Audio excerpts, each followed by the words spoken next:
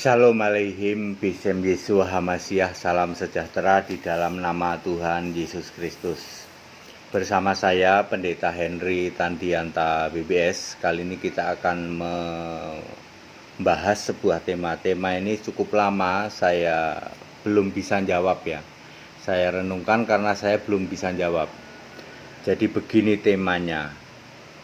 Pohon pengetahuan baik yang jahat. Ya, topik bahasanya itu pohon pengetahuan tentang yang baik dan yang jahat. Pohon kehidupan saya sudah pernah bahas. Kali ini pohon pengetahuan tentang yang baik dan yang jahat. Ada banyak pertanyaan tentang ini ya, tentang pohon ini ya toh. Siapa yang nanem? Kalau yang nanem Allah, mosok Allah nanem udah ketahuan nanti kalau dimakan bikin mati ya.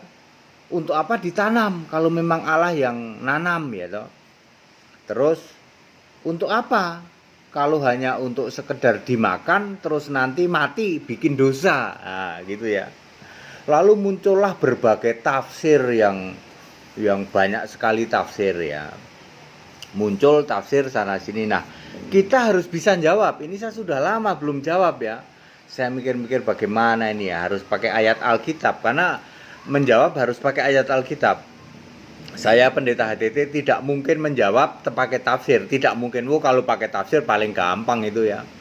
Seperti yang dilakukan pendeta lain ya. Itu yang nanam iblis untuk uji, untuk apa? Untuk proving apa? Approval katanya. Ya. Kan Allah itu tidak mungkin menjatuhkan hukuman. Kan sebenarnya Allah itu sudah tahu ya toh. Sudah tahu bahwa bakal ada yang jatuh iblis tuh, makanya biarin aja buat ngetes tuh pohon gitu. Tapi itu semua tafsir. Kita harus pakai ayat Alkitab. Nah ini dia, kita harus pakai ayat Alkitab.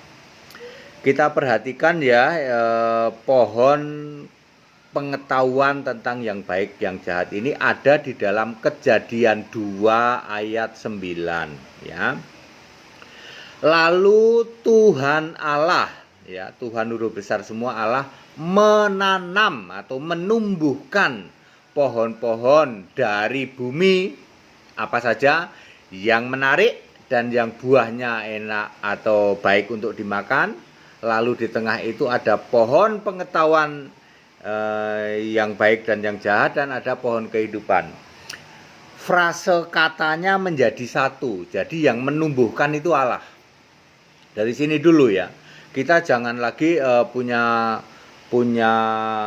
beda pendapat. Oh itu yang satu menumbuhkan iblis itu Pak, yang satu lagi bilang itu Allah ya.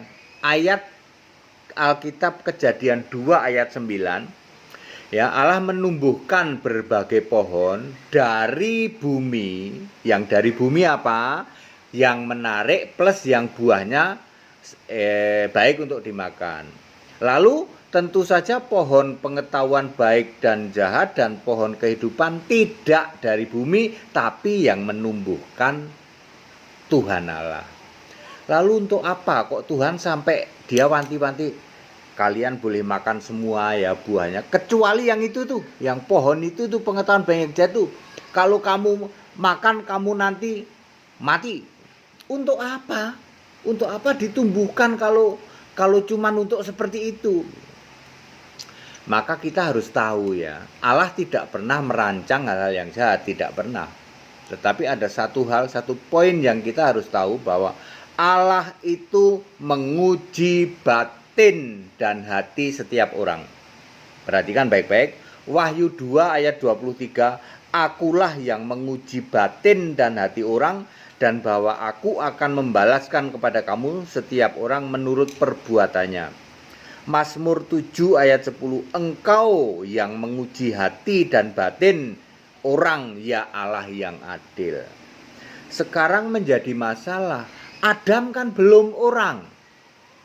Adam di Eden memang udah orang dia telanjang tidak merasa malu, apakah sudah disebut orang? Ya, kalau alasan Pendeta HTD mengatakan bahwa Tuhan Allah menumbuhkan pohon pengetahuan baik dan jahat, atau disebut pohon ujian untuk menguji, emangnya Adam dan Eva sudah disebut orang di Eden? Kalau kita membaca di dalam Kejadian 3 ayat 20 ya, Adam dan Eva ini masih disebut manusia.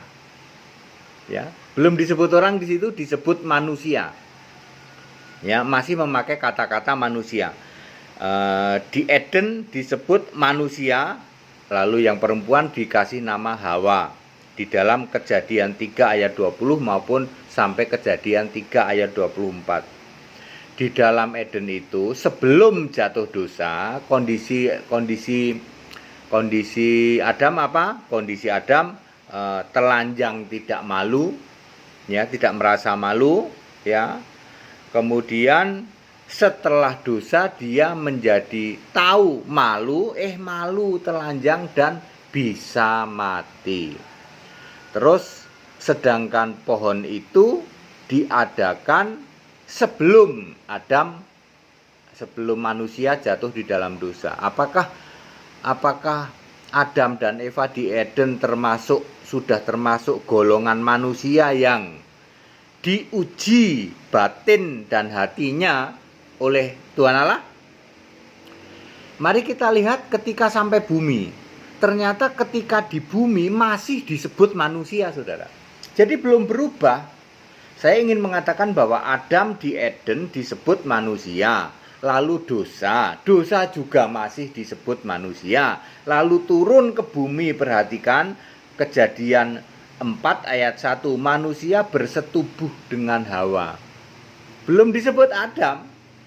Artinya masih sama, manusia yang sudah di bumi dengan manusia yang sudah jatuh dosa waktu sebelum diusir, ya, lalu dengan manusia yang sebelum jatuh dosa itu sama.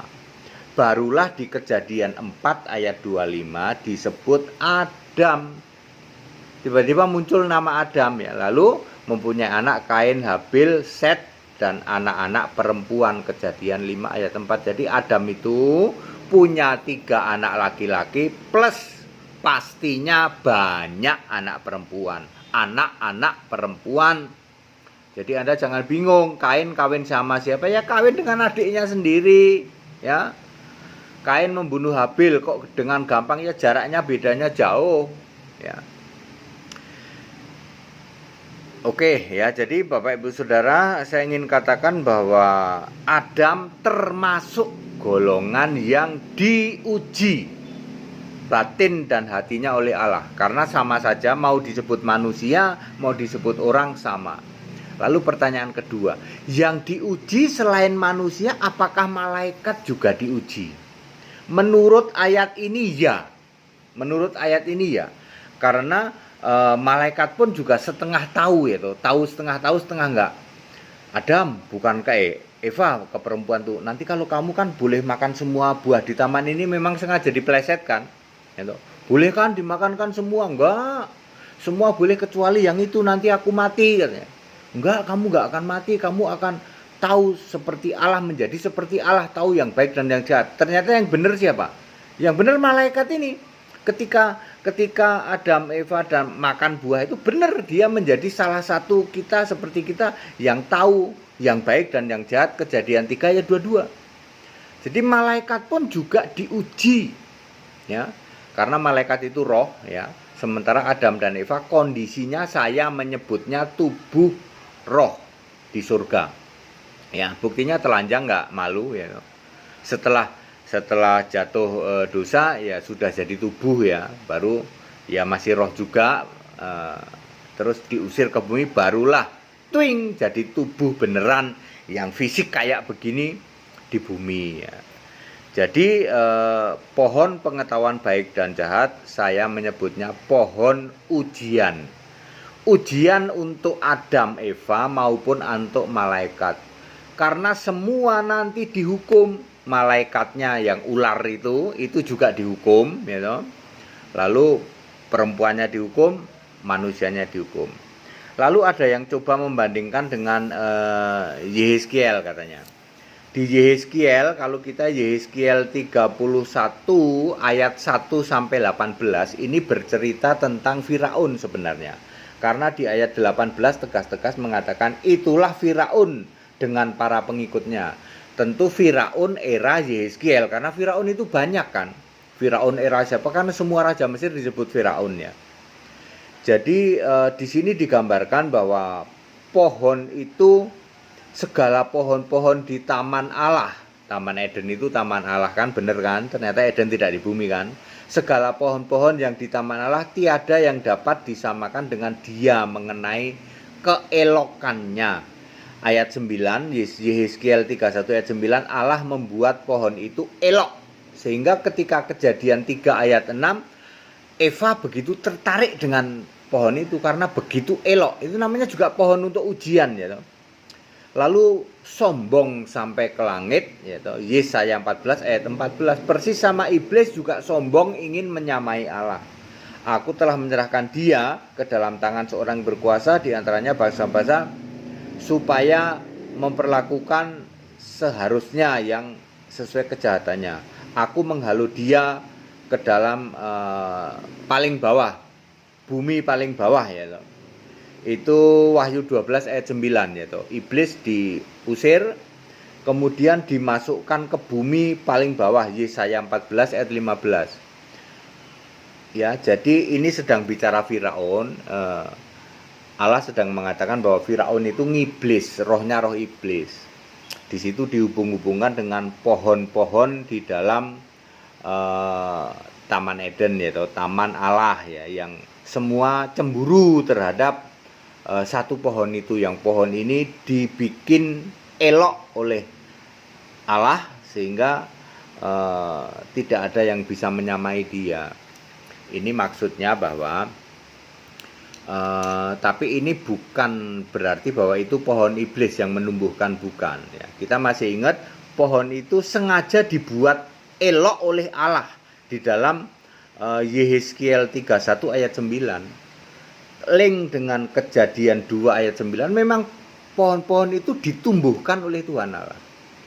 Jadi sekarang clear, saya sudah bisa menjawab bahwa pohon pengetahuan baik jahat adalah pohon ujian, baik untuk malaikat maupun untuk Adam Eva. Ya, yang diuji malaikat yang ingin menyamai Allah ini ternyata juga jatuh, ya akhirnya diusir. Manusia juga jatuh dalam dosa, akhirnya diusir ya. Jadi Allah berhak atau Allah punya wewenang, Allah menguji setiap batin dan hati orang sampai hari ini ya. Setiap orang diuji batin dan hatinya oleh Allah ya, termasuk dulu Adam, Eva maupun malaikat di Taman Eden ya. Jadi atas pertanyaan, lalu untuk apa ditumbuhkan itu pohon? Untuk menguji. Ya. Apakah dengan menguji Allah punya rencana jahat? Tentu saja tidak. Ya. Allah itu yang Maha Kudus, Maha Suci, tidak mungkin punya planning atau settingan jahat. Tetapi semua dari kita ini diuji oleh Allah. Masing-masing orang ada ujian dari Allah, tapi tidak dicobai. Ingat ya, Allah tidak mencobai siapapun. Tetapi menguji Abraham juga diuji loh. Abraham diuji, suruh mempersembahkan anaknya si Ishak itu ya. Jadi clear, pohon pengetahuan baik dan jahat disebut pohon ujian untuk menguji Adam, Eva maupun malaikat. Dalam hal ini secara spesifik yang merasuki ular yaitu naga tua, yaitu nanti setelah diusir ke bumi jadilah iblis. Padat, singkat, dan clear. Sepertinya jawaban seperti ini tidak ada di luar sana. Ya, mungkin Bapak Ibu Saudara tidak mendengar jawaban seperti ini dari pendeta manapun juga. Bahkan dihubungkan dengan Yehezkiel 31 ayat 1 sampai 18. Ini hanya menjelaskan bahwa Firaun itu ngiblis, rohnya roh iblis. Di sini dijelaskan bagaimana tentang pohon. Ada satu pohon yang elok sekali, yang sengaja dijadikan oleh Allah sangat elok, lebih indah dari semua pohon yang lain, yang tak lain dan tak bukan pohon pengetahuan baik dan jahat, sehingga Eva pun tertarik di dalam Kejadian 3 ayat 6. Wah, ini memberi pengertian dan elok gitu ya, sedap memberi pengertian elok itu. Karena memang sengaja pohon pengetahuan itu untuk dijadikan sebagai pohon ujian. Siapa yang menumbuhkan? Tuhan Allah, bukan iblis. Sekarang masih ada nggak pohonnya? Tidak ada, ya. Sudah tidak ada. Karena Wahyu 2 ayat 7 menulis, aku memberi makan kepada yang menang dari buah pohon kehidupan di Taman Firdaus Allah. Lah kalau memang ada kan Tuhan ngomong, aku memberi makan dari buah pohon kehidupan dan buah pengetahuan baik dan jahat, juga buah-buah yang ditinggalkan oleh Adam Eva. Ya udah mati semua, karena Adam Eva fungsinya tadinya untuk memelihara taman dan mengusahakan, perhatikan baik-baik ya, ketika membawa Adam ini ke Eden kan misinya apa? Kamu pelihara taman, ya usahakan supaya menghasilkan buah untuk makan kalian gitu. Nah, dianya sudah diusir, ya mati semua tumbuhannya kecuali pohon kehidupan yang tidak bisa mati. Saudara-saudara yang mau ikut sekolah tinggal kitab, silahkan, karena jawaban-jawaban seperti ini tidak pernah Anda dapatkan dari tempat manapun juga, dan pertanyaan apapun juga yaitu boleh ditanyakan ke kami ketika Anda ikut, saudara ikut di dalam pengajaran sekolah tinggal kitab secara online, maka boleh nanya apa saja dan dijamin semua jawabannya Alkitabiah. Segala hormat kemuliaan untuk Yesus Allah yang benar, Allah segala masa, sebelum segala abad, sekarang sampai selama-lamanya. Tetap bersama saya, Pendeta Hendy Tandianta BBS. Haleluya, amin.